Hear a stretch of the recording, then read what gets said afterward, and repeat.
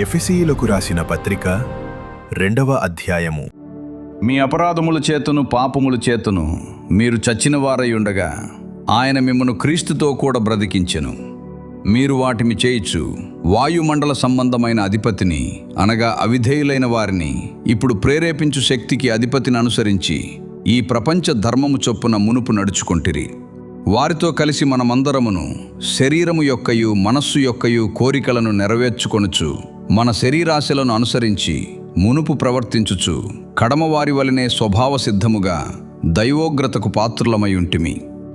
అయినను దేవుడు కరుణా సంపన్నుడయుండి మనము మన అపరాధముల చేత చచ్చిన వారమై ఉండినప్పుడు సైతము మన ఎడల చూపిన తన మహాప్రేమ చేత మనలను క్రీస్తుతో కూడా బ్రతికించెను.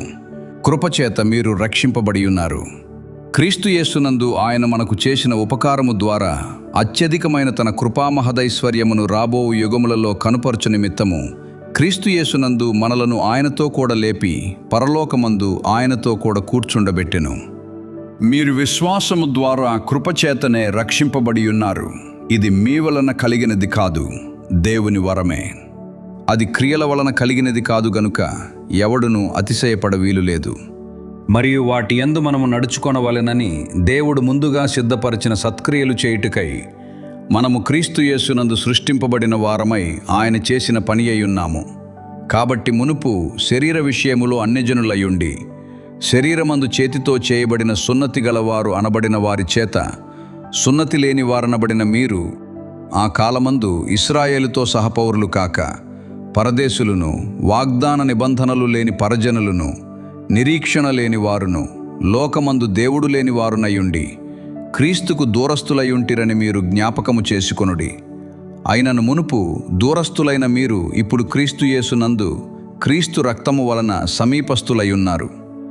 ఆయన మన సమాధానమయుండి మీకును మాకును ఉండిన ద్వేషమును అనగా విధి రూపకమైన ఆజ్ఞలు గల ధర్మశాస్త్రమును తన శరీరమందు కొట్టివేయుట చేత మధ్యగోడను పడగొట్టి మన ఉభయులను ఏకము చేసెను. ఇట్లు సంధి చేయిచు ఈ ఇద్దరిని తన యందు ఒక్క నూతన పురుషునిగా సృష్టించి తన శిలువ వలన ఆ ద్వేషమును సంహరించి దాని ద్వారా వీరిద్దరిని ఏక శరీరముగా చేసి దేవునితో సమాధానపరచవలెనని ఏలాగు చేసెను గనుక ఆయనయే మనకు సమాధానకారకుడై ఉన్నాడు. మరియు ఆయన వచ్చి దూరస్థులైన మీకును సమీపస్థులైన వారికిని సమాధాన సువార్తను ప్రకటించెను.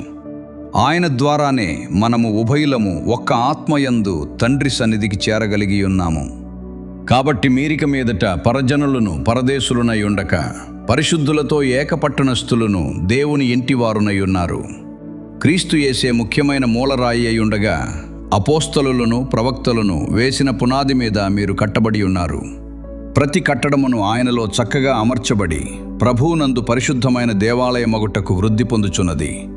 ఆయనలో మీరు కూడా ఆత్మమూలముగా దేవునికి నివాస స్థలమయ్యుండుటకు కట్టబడుచున్నారు.